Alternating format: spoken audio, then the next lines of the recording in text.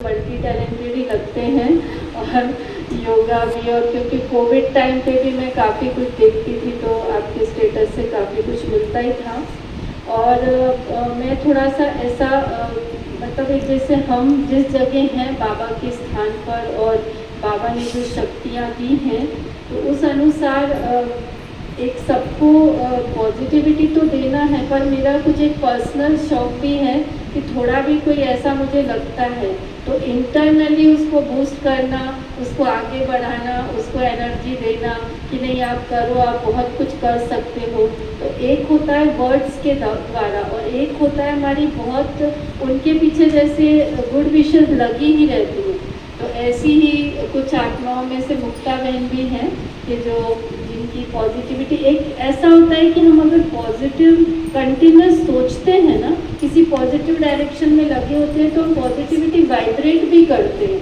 वो एक ऑरा होता है जो हमें एक दूसरे को अट्रैक्ट भी करता है और हम एक दूसरे से कुछ लेता भी है।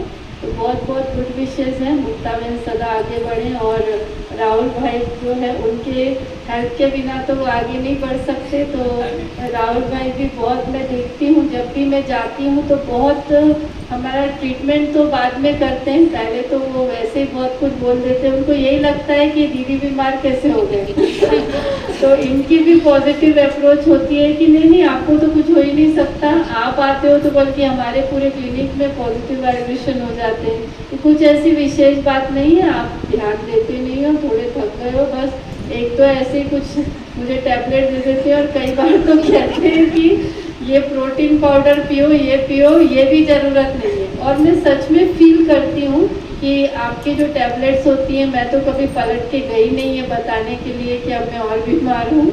और वैसे तो मैं 2 टैबलेट में ठीक हो जाती हूँ, क्योंकि ये एक बहुत साइकोलॉजिकल बात है कि खासकर डॉक्टर जिसको हम नेक्स्ट टू गॉड कहते हैं, और हम अपनी वो जो शरीर की दर्द तकलीफ लेके जाते हैं, जिसको आपने कहा कि पेशेंट आते इतने डरे हुए और हमारा एटीट्यूड और हमारा अप्रोच ही उनको क्या कर देता है। तो डॉक्टर वही सबसे सक्सेसफुल रियल में है कि जो जाते ही पेशेंट से थोड़ा प्यार से ही बात कर ले तो उसकी आधी चीज़ तो वैसे ही क्या हो जाती है, ख़त्म हो जाती है। और हमारे डॉक्टर राहुल भाई के अंदर तो राहुल भाई के अंदर बहुत अच्छी ये विशेषता है। और मैं देखती हूँ कि हमेशा वहाँ पे इतने लोग रहते ही हैं और आप सबके साथ हमेशा स्माइल करते हुए हर दिन वैसे ही फ्रेश दिखते हैं और सबको बहुत प्यार से डील करते हैं। ये बहुत बड़ी विशेषता है। तो आप सभी को बहुत बहुत गुड विशेष है और हम चाहेंगे कि आप आते ही रहें। और अपने यहाँ पे अभी प्रोग्राम भी होने वाला है, इसके नेक्स्ट वीक 27 को डॉक्टर्स का ही प्रोग्राम हो रहा है। और दिल्ली के अपने बहुत बड़े हॉस्पिटल के डॉक्टर हैं, डॉक्टर मोहित गुप्ता, कार्डियोलॉजिस्ट है वो सीनियर, तो वो यहाँ आ रहे हैं। तो डॉक्टर्स का कुछ एक दिन का प्रोग्राम भी 1-1.5 घंटे का रखना है, फॉलोड बाय डिनर। वो आपको ज़रूर उसको अटेंड करना है, मैं इसका बताऊंगी। और सितंबर में माउंट आबू में जो डॉक्टर्स कॉन्फ्रेंस है, तो इस बार बहुत पहले से ही बता रही हूँ कि कुछ प्लान करना है, क्योंकि डॉक्टर्स के बिजी शेड्यूल के हिसाब से वो मुश्किल से उसको 1.5 से 2 दिन का ही रखते हैं प्रोग्राम। डॉक्टर्स इतना टाइम दे नहीं पाते ना, तो इसलिए मैं आपको पहले से वो प्रोग्राम का शेड्यूलिंग भी कर दूँगी। तो इस बार प्लान करना है दोनों को करने का। ओम शांति। सभी को बहुत हम तो पहले से ही जुड़े हुए थे और उस समय भी हम लोग का जाना आना हुआ करता था और बहुत ही अच्छा लगता था। फिर बीच में हमारा गैप हो गया, शादी के बाद फिर मुझे दोबारा मौका मिला और ऐसे ही बहुत मतलब समझ नहीं आ रहा था कि मुझे मेरी लाइफ में क्या करना है। तो हम हमेशा बोलते रहते थे कि नहीं कुछ तो करना है, कुछ तो करना है। मतलब मैं जॉब नौकरी सब जगह में जाती थी, तो कभी इंटरव्यू देने के लिए भी गई, नहीं हुआ, कुछ करना था नहीं हुआ, क्लिनिक भी ओपन की बट पेशेंट का भी इतना रिस्पॉन्स नहीं आया। फिर धीरे धीरे करते करते अपने आप को थोड़ा स्टेबल किया और मेरे ही घर के सामने दीदी का सेंटर था, तो मैं युक्ति वैली में ही रहती थी। और उसके बाद फिर मैंने भी शुरू किया, जब हमारी दीदी थी मधु दीदी वगैरह और भी दीदियाँ थी, तो वो लोग भी हमें ट्रेन किया करती थी, आती थी। बहुत अच्छा लगता था उस समय भी जब हम आते थे। धीरे धीरे करते करते और बहुत सारी चीज़ों को सीखा यहाँ पर आते हुए। और जब हम आते थे यहाँ पर तो हमें बहुत सारी चीज़ें सीखने को मिली और धीरे धीरे करते करते हमने भी अपना माइंडसेट चेंज किया और एक अलग लेवल पर पहुँचे। फिर कोविड आया और कोविड के बाद में फिर हमने दूसरा चैलेंज लिया और एक ये था अंदर से कि कुछ तो करना है और इतना कुछ करना है कि मतलब हम लोगों के काम आ सके, मदद कर सके। तो फिर यहाँ आए, यहाँ पर आने के बाद में मीतू दीदी का भी सपोर्ट मिला। मीतू दीदी भी हमें बहुत अच्छा बताती है, सिखाती है, बहुत सारी चीज़ें हम सीखते हैं शिव बाबा की कृपा से, इतनी सारी चीज़ें। और उसके बाद में फिर धीरे धीरे करते करते हमें रिस्पॉन्स मिलने लगा, मतलब यही सारी चीज़ें तकलीफ़ें जो थी वो भी मेरे जीवन में आई थी। तो फिर उसके बाद में जो चीज़ें मैंने फेस किया है, डिसीज़ प्रॉब्लम है, फिर मेंटली प्रॉब्लम है, ये सारी चीज़ें मुझे खुद को भी ऐसा लगा कि जो चीज़ें मुझे हो रही है क्या लोगों को भी तकलीफ हो रही है, होती होगी, क्योंकि जो चीज़ें मैं फेस कर रही हूँ, तो जो चीज़ें मैंने देखा है वो चीज़ें बताने वाला कोई नहीं होता है। मेरी किताब इस विषय में लिखी गई है कि आज आप किसी से भी मदद मांगने के लिए जाते हैं तो कोई आपसे ठीक तरीके से बात भी नहीं करता है, आपको कोई बताएगा भी नहीं। आप 2 मिनट बात करने जाओगे तो वो सिर्फ अपने बारे में सोचता है, तो मुझे तो फ़ायदा मिला, मैं दूसरों को फ़ायदा क्यों दूँ, यही होता है। फिर मुझे मेरे बॉडी से रिलेटेड कभी कोई डिसीज़ होती या फिर कुछ होता तो हम सीधे कहाँ पहुँचते हैं, हम डॉक्टर के पास जाते हैं हर छोटी छोटी चीज़ के लिए। आज सिर में दर्द हो रहा है, पेट में दर्द हो रहा है, आज ये बीमारी, आज वो बीमारी। आपको पता भी नहीं चलता है कि एक समय के बाद में आपकी बीमारी इतनी बढ़ जाती है ना। बहुत सारे लोगों को अल्सर हो जाता है, अल्सर की बीमारी हो जाती है और फिर धीरे धीरे करते करते उसको कैंसर हो जाता है, किसी को माइग्रेन है, बहुत सारी बीमारियाँ वो कभी ठीक नहीं होती है, उनको ऐसा लगता है। मेरा मानना ये है कि आप ठीक हो सकते हो। कैसे हो सकते हो? जो नकारात्मक विचार हमारे दिमाग में आते हैं वही आपकी बीमारी को बनाती है।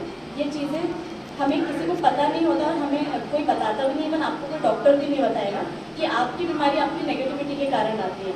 ये जो गुस्सा है ना, हम किसी के ऊपर भी उतारते हैं, बहुत नेगेटिविटी आती है, बहुत बार बार हम परेशान हो जाते हैं, बहुत सारी बातें ऐसी होती है कि हम एक दूसरे से नफरत करने लगती है, सारे नेगेटिविटी के विचार, और इसी से आपकी बीमारी आती है। तो सबसे पहले जब आप अपने दिमाग से निकालोगे, लेकिन निकालेगा कौन, कोई बताएगा तो है नहीं, है ना। तो जब हम सेंटर में आते हैं तो ये सारी चीज़ें हमें पता चलती है और ऑटोमेटिकली जब अभी मैंने सुना आप लोगों की भी कहानी कि आप लोगों ने भी सेम वही चीज़ें बताई कि जब यहाँ आने लगे तो आपके भी विचार बदलने लगे। जब विचार बदलते हैं तो बीमारियाँ भी ऐसे ही ख़त्म होती है। लोग ये बोलते हैं कि हमें रात में नींद नहीं आती है, तो कहाँ जाते हैं डॉक्टर के पास, नींद की दवाई लेने के लिए। लेकिन ऐसा नहीं है, बिना दवाई के भी आपको बहुत अच्छी नींद आ सकती है। बिना दवाइयों के भी बहुत सारे लोगों का कैंसर ठीक हो चुका है। कैसे? उनके खान पान को ठीक करके। आज हमारे जीवन शैली क्या है, हम कुछ तो भी खा रहे हैं। यहाँ दीदी के यहाँ सात्विक खाना बनता है, सात्विक जो भोजन और प्रसाद जो हमको मिलता है वो पूरा सात्विक है। और बंगालीज में आप चले जाओ, वहाँ पर बंगाली में भी शुक्रवार को उनके यहाँ सात्विक भोजन बनता है, सब कुछ पूरा। लेकिन हम ये क्यों नहीं सोचते हैं कि अगर हम सात्विक डेली खाएंगे तो हमें तो कोई बीमारी ही नहीं होगी। हमारा रोज़ का काम हो जाता है, बच्चे बाहर जाते हैं, हम नौकरी करते हैं, जॉब करते हैं, तो हम कुछ तो भी खा रहे हैं, तला भुना ये सारी चीज़ें। लेकिन क्या आपको पता है कि धीरे धीरे करते करते वो आपकी जीवन शैली को बिगाड़ रहा है, ख़त्म कर रहा है और आपकी बीमारियों को पैदा कर रहा है। और हमारी जो उम्र है वो 100 साल के ऊपर है, ठीक। 100 साल के ऊपर तक हम लोगों की जीवन शैली की हम जी सकते हैं, लेकिन आजकल उम्र हमारी कम होती जा रही है। क्यों? क्योंकि हमारा रहन सहन ठीक नहीं है, हमारा खान पान ठीक नहीं है। रोज़ाना बोला जाता है कि आपको एक्सरसाइज करना ज़रूरी है, 15 से 20 मिनट तक आपको करना है या आधा घंटा आपको करना है। बॉडी की एक्सरसाइज प्लस माइंड की एक्सरसाइज, ये दोनों ही ज़रूरी है, प्लस सोल, हमारी आत्मा, हमको उसको भी करना है। तो ये सारी चीज़ें हमें मिलती नहीं हैं। उसी के हिसाब से मैंने इस बुक को लिखा है कि ये तीनों से चारों चीज़ आपको मिले। आपका खाना आपका कैसा होना चाहिए, आपको एक्सरसाइज मेन इंपॉर्टेंट आपको कौन सी करनी चाहिए, इसके साथ ही साथ में आपको आत्मा को रखने के लिए, खुश रखने के लिए और अपने आप को बहलाने के लिए, इस परमात्मा से जुड़ने के लिए आपको क्या क्या चीज़ें करनी चाहिए। वो सारी चीज़ें दिन की शुरुआत जो शायद ही अभी तक किसी ने बताई नहीं होगी। यहाँ पर आते हैं, आप में से इतने ही लोगों को पता होगा कि यहाँ पर क्या होता है। जब आप बाहर जाते हो तो या तो फिर आपको इग्नोर करते हैं, सुनते नहीं हैं। उन्हें तब तक नहीं पता चलेगा जब तक वो लोग यहाँ नहीं आएंगे, और उन्हें तब तक नहीं पता चलेगा जब तक वो लोग पॉजिटिविटी वाले प्लेस उस जगह पर नहीं जाएंगे। उन्हें कभी कुछ पता ही नहीं चलेगा और वो लोग कभी समझेंगे भी नहीं, क्योंकि ये चीज़ 1-2 दिन की बात नहीं समझने की, आपको समझने के लिए काफ़ी साल लग जाता है। जैसे मुझे 4 से 5 साल लगे थे। तो बहुत धीरे धीरे आपका फ़र्क पड़ेगा, बहुत धीरे धीरे बदलाव आते हैं। तो जुड़े रहें इस प्लेस से, दीदी से, क्योंकि पॉजिटिविटी वाली जगह पर आएंगे तभी मतलब बहुत सारी चीज़ों को हम बदल सकते हैं। और खुशियों की तरफ हम जा सकते हैं, क्योंकि ये चीज़ें हर किसी को नहीं मिलती है। जो लोग दुखी हैं तो वो लोग हमेशा यही बोलेंगे कि हमारे जीवन में तो कुछ नहीं हो रहा है, भगवान ने हमें ऐसा ही दिया है, भगवान ने हमारे जीवन में ऐसा ही दिया है ना, कुछ नहीं हो सकता, हमारी तो किस्मत ही खराब है। लेकिन किस्मत खराब नहीं होती है, किस्मत को बदला जा सकता है। 99% हमारे हाथ में होता है, 1% ऊपर वाले के हाथ में होता है।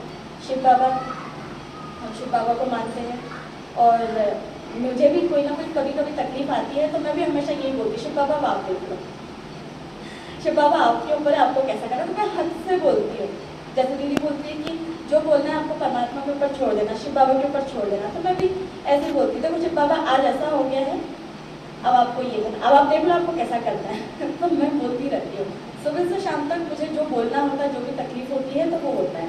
और हैप्पीनेस मैं हमेशा सबको बोलती हूँ, खुश रहो और दूसरों को भी खुश रखो, तो हमेशा आप भी खुश रहोगे, आपका परिवार भी खुश रहेगा। Thank you. पहले तो मैं लेट हो गया, उसके लिए क्षमा प्रार्थी हो। और खैर यहाँ तो श्रीजी वैली तो एक परिवार जैसा ही है।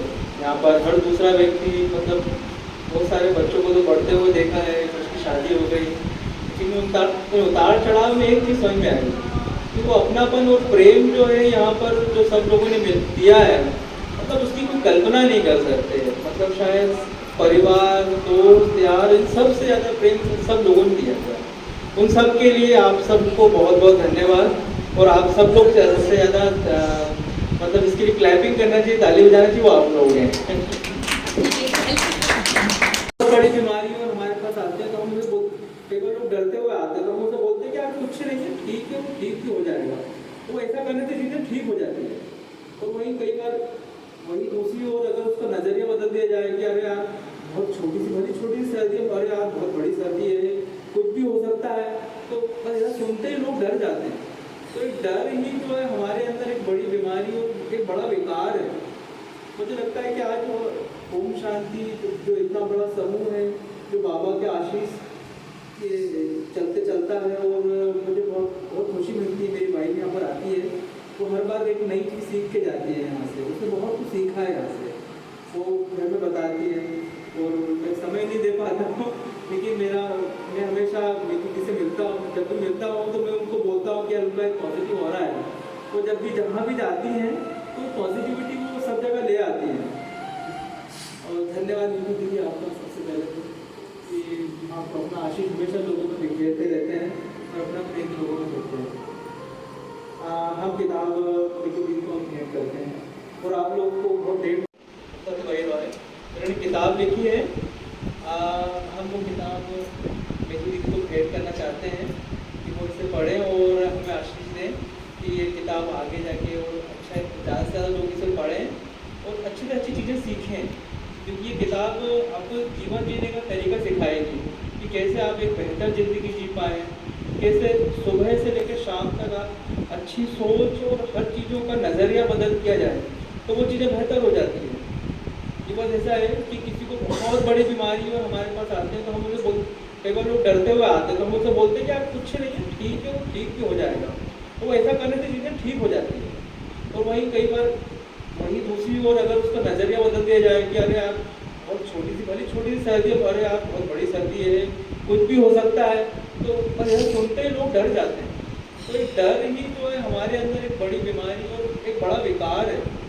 मुझे लगता है कि आज ओम शांति जो इतना बड़ा समूह है, जो बाबा के आशीष के चलते चलता है, और मुझे बहुत खुशी मिलती है। मेरी वाइफ यहाँ पर आती है तो हर बार एक नई चीज़ सीख के जाती है यहाँ से, उसने बहुत कुछ सीखा है यहाँ से, वो घर में बताती है।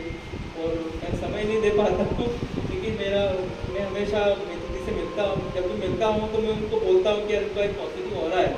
वो जब भी जहाँ भी जाती हैं तो पॉजिटिविटी वो सब जगह ले आती हैं।